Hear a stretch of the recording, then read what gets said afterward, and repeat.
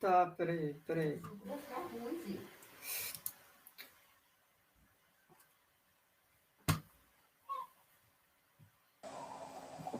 Ô, tudo bom, galerinha? Começando mais uma palestra agora com a Isadora Oliveira. Tudo bom, Isadora? E você? Você está me ouvindo? Tô te ouvindo. Beleza. Bom, Vou iniciar aqui a apresentação. perfeito. Coloquei em modo apresentação e pode começar. Muito obrigado. Até mais, gente. Eu que agradeço. Boa tarde, pessoal. Hoje eu vou falar sobre Future Builder, construindo a sua carreira no Flutter. Primeiramente, quem eu sou? Né? Meu nome é Isadora de Oliveira, sou apaixonada por soluções que cabem na palma da mão. Atualmente, eu sou engenheira mobile na Flutter na IDEAGRE, mestranda em Ciência da Computação na UFMG, e sou co-organizadora do Flutter Girls, by Flutterando, que é uma comunidade voltada para pessoas que se identificam como mulheres. Hoje eu vou falar para vocês quais os passos, né, os passos básicos que a gente deve seguir para conseguir construir uma carreira sólida no Flutter, tá? Além disso, eu vou apresentar para vocês também como se destacar no mercado e como vocês vão conseguir obter isso. Enfim, antes da gente começar com o Flutter, pressupondo que, às vezes, né, você está querendo iniciar na carreira, no geral, de programação, a primeira coisa, antes da gente aprender qualquer tipo de framework, é aprender uma linguagem de programação, tá? A linguagem de programação, ela é uma forma da gente escrever um programa de computador utilizando algoritmos, e quando você está aprendendo uma lógica de programação, você vai aprender a utilizar variáveis, condicionais, variáveis booleanas, laços de repetição, e isso tudo a gente vai precisar quando a gente estiver aprendendo pelo menos o básico de um framework. Tá? Então, o primeiro passo é isso. A gente sabendo lógica de programação, agora sim a gente pode aprender o Flutter, aprender o framework. Tá? Como eu falei para vocês, a lógica de programação, ela entra bem nessa parte inicial do framework, em que a gente tem os widgets. Tem um grande slogan, né, que o pessoal fala, vocês vão encontrar muito por aí, que é tudo é um widget, porque no Flutter realmente tudo é um widget. Então, assim, o que seria um widget? Um container em que você vai ter um texto dentro, é um widget. Um ícone é um widget, uma imagem é um widget, uma IP bar é um widget, um botão é um widget. Então, exatamente tudo que você vai ver ali na tela é um widget. E ele pode ser comparado, né, a nível de outras linguagens aí, aos componentes que as outras linguagens têm. Então, quando a gente estiver aprendendo, né, estudando sobre um widget, tem vários widgets que eles utilizam lógica de programação. Por exemplo, a gente tem o Radio Button, em que você pode selecionar uma opção, e quando você seleciona uma, as outras são desmarcadas. Então, por isso que é tão importante a gente iniciar a lógica primeiro, antes da gente começar a aprender qualquer tipo de framework. A gente aqui agora, né, já sabe a questão dos nossos widgets. O próximo passo que a gente deve seguir para o Flutter é aprender a como funciona as árvores de widget, tá? Como eu falei para vocês, eu tenho o meu widget, né? Eu tenho um container aqui. O meu container, ele tem um child, ou seja, ele pode ter apenas um filho, e eu tenho essa row, que é uma linha. Essa linha, ela pode ter um children, que são vários filhos. Então, nesse caso aqui, a minha linha, ele tem 3 colunas. A minha coluna, ela pode ter também N filhos, né, 1 ou N filhos. Então, no caso aqui, a minha coluna, ela tem um ícone, ela tem um container, e assim por diante. E aí, o meu container, que está de vermelho, ele pode ter um único filho, que aqui vai ter um texto. Esse aqui é a árvore, né, o fluxo da árvore. E no canto direito, a gente tem esse fluxo em formato de código. Então, como é que ficaria o meu código dessa árvore aqui do lado? Então, aqui, ó, como vocês podem ver, eu tenho um container, eu tenho a minha linha, que engloba até aqui embaixo, nessa parte aqui toda, E aí dentro da minha linha eu tenho aquelas 3 colunas do lado. Cada coluna vai ter o ícone, o container, né? E cada container vai ter o meu texto. Então, no Flutter, quando a gente for codificar a tela, né, algo referente à tela visual para o cliente, a gente sempre vai trabalhar com as árvores de widget. Tá. Agora que a gente já conhece a árvore de widget, o próximo passo é realmente montar a nossa tela, montar o nosso layout, né? Para poder montar o nosso layout, a gente precisa aprender mais 2 widgets que são muito importantes, que é o stateless e o stateful. Quais que são a diferença dele para os outros widgets? Na verdade, o stateless e o stateful, a gente vai estender a nossa classe, e aí, dessa forma, a gente vai conseguir encaixar aqueles componentes dentro deles. Quando eu tenho um stateless, significa que eu tenho uma tela em que ela vai ser estática. Aí você está se perguntando, como assim uma tela estática? Em que ela não muda o estado, tá? Essa tela ela vai ser fixa para o nosso usuário. Então, nesse caso aqui de exemplo, nessa tela estática, eu tenho uma imagem, né? Essa imagem, então, ela viria de dentro do meu próprio código, e eu mostraria elas para o cliente. E essa aqui eu tenho o botão de voltar, então ele só tem essas ações. Como não vai mudar? Aqui, a nossa tela stateful, ela já é o oposto do stateless, ela é uma tela que tem estado, tá? Como assim estado? Vamos supor, de acordo com esse layout aqui, eu tenho um card com uma imagem, e essa imagem, ela tem uma ação de deletar. Então, aqui, cada imagem, eu posso deletar ela da minha lista. Então, quando eu deleto essa primeira imagem, eu preciso atualizar a minha página para o usuário, de forma que a segunda imagem, ela vá para o topo da página.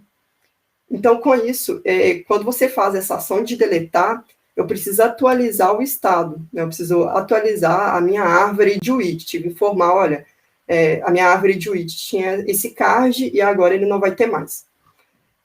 Uma forma da gente fazer isso pelo código, como vocês podem ver aqui no lado direito, a gente tem o stateful, né, que vai ser o com estado. Então, aqui eu tenho todo o escopo dele, tá?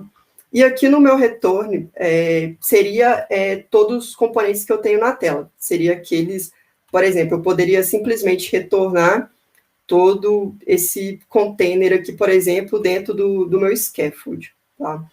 O scaffold, eu vou utilizar ele para conseguir utilizar algumas coisas do material. Então, toda a árvore de widget que eu vou ter, né, se eu estou chamando uma nova árvore, eu preciso englobar a minha árvore dentro do scaffold. E aqui embaixo eu tenho um exemplo, né, que seria, por exemplo, uma app bar em que ela não tem um estado, né? Quando você inicia o aplicativo, ele só mostra uma imagem para o cliente. Então, seria essa diferença aqui entre os dois. Agora que a gente já conhece os widgets, consegue montar, né, a árvore de widget e o layout, eu preciso conseguir fazer a navegação entre páginas, né? Então, uma forma de fazer isso nativo do Flutter é utilizando o Navigator. E como é que funciona o Navigator? Eu tenho várias opções dele aqui. Eu tenho o push, tem o push name, tem o pop, tem o pop push, tem o push replacement. E como é que ele funciona? Ele funciona num conceito de pilha. Então, como funciona uma pilha? O primeiro que entra é o último a sair. Então, por exemplo, se eu tenho a minha página 1, como vocês podem ver no GIF à direita, e eu clico para chamar a página 2, eu vou empilhar essa página 2. Então, ele vai ser o primeiro da minha pilha. Se eu tiver uma página 3, por exemplo, ela vai ficar empilhada em cima da página 2. Quando eu retirar a pilha, eu vou retirar o último que entrou. Ou seja, primeiro eu vou retirar a página 3 para depois a 2. Nesse caso aqui, como a gente só está empilhando uma página, para poder empilhar a página, eu uso push. Então, cada push que eu dou empilha a página. E aí, quando eu falo que eu vou voltar para a página 1, eu dou um pop, que aí eu desempilho essa página. Aqui eu tenho outros tipos, né? Que nem, por exemplo, esse push, eu consigo chamar a minha página direto, esse named eu consigo colocar um nome para minha página em outro lugar, para eu chamar só através do nome. Aqui eu tenho um pop para retirar. Aqui eu tenho o pop que já faz essa ação, né? Então, primeiro eu dou um pop, para depois eu empilhar a minha página, caso tenha alguma outra coisa embaixo. E aqui eu dou um push substituindo a minha página, tá? Aqui embaixo eu tenho os mesmos exemplos de cima, só que utilizando o modular. O modular, ele é um package do Flutter, do qual eu utilizo para poder fazer essa navegação entre páginas, para fazer essa questão da rota. Eu utilizo ele porque eu consigo fazer essa navegação sem contexto, né? O que seria um contexto? Quando eu tenho a minha árvore de widget, eu preciso dar um contexto para essa árvore, para eu conseguir identificar em qual árvore que eu estou. Então, por exemplo, quando eu estou um pop, eu passo o contexto informando, olha, você precisa ir para essa árvore específica. No caso do modular, ele faz isso de forma automatizada, então eu não preciso utilizar o contexto para navegar entre páginas. Aqui eu tenho um exemplo do GIF que eu estou mostrando anteriormente. Então, aqui na minha main, né, no meu main.dart, eu tenho uma opção aqui de routes, em que eu crio as minhas rotas. Então, nesse caso, eu estou utilizando a rota nomeada, em que eu dou um nome para a minha rota e falo, olha, esse nome vai ser vinculado a essa página. E assim que eu fizer o vínculo, do lado direito no código, quando eu vou chamar essa segunda página, na minha página 1, eu nada mais que faço do que eu chamo o nome que eu dei para a minha rota, que no caso é second, que é a segunda página. Então, quando eu clicar aqui, eu chamo o project name, ele vai passar o contexto da árvore, da segunda página, e aí eu vou conseguir navegar para ela. Algo muito importante também, e às vezes até um pouco polêmico, é a gerência de estado, né? Como eu falei para vocês, a gente tem a questão do stateful, que é quando eu tenho widgets que vão alterar o estado, mas como é que eu faço essa alteração de estado? Usando uma gerência de estado. E aí, no Flutter, eu tenho o setState, em que faz essa atualização, e eu tenho o VeloNotify, que são nativos do Flutter. Nesse exemplo aqui do código, o que eu faço? Eu tenho aqui o meu counter, que ele inicia com o valor 0. Então, aqui na minha tela, né, na minha árvore aqui, ó, eu tenho um texto que vai mostrar para o meu usuário o valor 0. Aqui eu tenho um botão na tela, e aí quando eu clicar nesse botão, ele vai chamar um increment. Só que se eu não tiver o setState, quando eu chamar o increment, ele vai incrementar a minha página, porém, para o usuário, o valor continua sendo 0. Então, para o Flutter, né, para a minha linguagem entender que eu atualizei aquele estado, eu preciso utilizar o setState. Então, quando eu uso o setState, eu falo, opa, ele clicou no mais, ele vai adicionar, mas ele vai alterar o estado na tela, ele vai alterar o estado na minha árvore de widget. E também tem como eu fazer isso utilizando gerência de estado de terceiros, né? Alguns exemplos aí de gerência de estados é o MobiX, o Block e o Qubit. Tem várias outras gerências de estado. Eu coloquei aqui as que eu já utilizei, né, durante os projetos aí que eu trabalhei, nas empresas que eu trabalhei. Mas, se vocês me perguntarem assim, Isadora, qual que é a melhor gerência de estado que você já utilizou? Isso vai variar de projeto para projeto. Eu já tive projeto que, às vezes, uma se adequou melhor a outra. Então, o que eu aconselho nesse quesito de gerência de estado é vocês darem uma pesquisada e testar realmente cada uma delas, tá? Então, eu coloquei um exemplo aqui, só para vocês entenderem a diferença de utilizar, por exemplo, o setState, que no caso é do MobiX, que é a gerência de estado que eu estou usando atualmente no projeto em que eu trabalho. E aí, como é que funciona o MobiX? Eu tenho um arquivo em que ele vai ter aquele meu valor, né, inicial como 0, e aí ele vai observar esse valor. E aqui eu vou ter minha função, que vai ser uma action que vai incrementar aquele valor que eu mostrei anteriormente para vocês. Isso é um arquivo diferente, tá? E aqui, na minha página, o que eu vou fazer? Eu apenas vou envolver o texto que eu quero atualizar o meu estado com o observable. Então, o que vai acontecer nisso aqui? Eu chamo, né, o meu controller. Como vocês podem ver aqui em cima, eu estou utilizando o modular para navegar entre rotas. Então, eu utilizo o modular state. E aqui eu já chamo o home controller, que seria esse arquivo aqui do meu lado esquerdo. E aí, quando eu chamo o home controller dessa forma, eu já tenho acesso ao controller. Quando eu digito controller ponto, eu consigo acessar qualquer, digamos assim, coisa que eu tenho desse lado aqui esquerdo. Então, dessa forma aqui, controller.increment, eu consigo acessar a minha função que eu tenho aqui do lado. Tá? Da mesma forma que chamando controle.value, eu consigo chamar o meu valor do outro arquivo. Então, quando eu clicar em incrementar, ele vai somar mais um. E aí, como ele está observando, ele vai ver que o valor do meu value alterou para 1, e na mesma hora ele já vai alterar esse valor na tela para o meu usuário. Tá?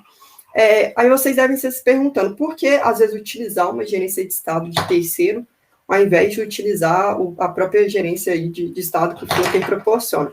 Muitas vezes é questão de organização e padronização, porque se eu tiver muitos estados sendo alterados naquela tela, pode ser que eu tenha uma página cheia de set state, tá? E isso visualmente, para a gente poder, às vezes, depois olhar um código pensando nisso de forma escalável, pode ser que não seja tão fácil assim. Então, a gente utilizando uma gerência de estado, a gente consegue ter um arquivo, né, separado para isso, e aí eu consigo gerenciar melhor, né, eu consigo ter uma página, digamos assim, mais limpa. Ok? Algo também que é importante a gente saber no Flutter é o consumo de API. Para consumo de API, normalmente o que é mais utilizado é o HTTP e o DIO, né, que é o que eu mais uso também no meu dia a dia. Aqui a gente tem um exemplo de código usando o HTTP. E aí, o que ele faz? Eu tenho uma lista de posts, né, e esse post pode ter título, subtítulo, enfim. E aqui eu estou passando a URL. Aqui eu nada mais faço do que um parse, né, eu junto a minha URL com o meu /post. Aqui, eu declarei uma variável chamada response, que ela chama o HTTP para obter essa URL aqui. E dessa forma, eu já faço o meu JSON para codificar o que eu tenho no meu JSON, ou seja, na hora que eu estou fazendo esse decode, eu estou pegando meu arquivo JSON e convertendo ele em variável local. Aí, dessa forma que eu converto, eu já chamo o meu post.fromJSON, que seria o meu model. Né? Então, eu teria o meu model com, por exemplo, o título, e aí dentro dele eu faria o meu JSON para conseguir converter isso aqui. Algo também muito importante é fazer teste. Gente, é importante, é extremamente importante você testar tudo que você fez. Não tem essa questão, eu fiz aqui funcionar, agora vai funcionar. Não, não é bem assim. A gente vê que teste, né, para quem utiliza, ele ajuda a gente a identificar vários erros, e muitas vezes erros que, da primeira vez que às vezes a gente está testando, não é tão visível assim, né? Então, ele ajuda a identificar. E no Flutter, a gente consegue fazer testes de widget, consegue fazer testes de unidades, consegue fazer teste utilizando o Mockito e o Mocktails. Esse teste que eu coloquei aqui para você é um teste de unidade referente àquele botão de incremente. Então, ele nada mais é que quando eu clicar em incrementar, eu espero que o meu counter, ele conte um valor, né? E aí, esse valor, ele tem que ser igual a 1. Ou seja, a primeira vez que eu cliquei no mais, ele muda para 1 e eu incremento ele. Aí agora tem a parte, mas como eu consigo obter essas informações para eu criar a minha carreira no Flutter? Normalmente o que mais me ajuda é a questão de documentação.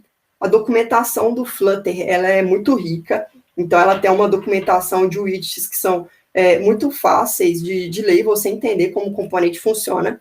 Ele tem até uma interface em que você consegue lá na hora, através da página da web, escrever o widget, compilar ele, mostrando na hora como é que ele fica referente àquela alteração que você fez.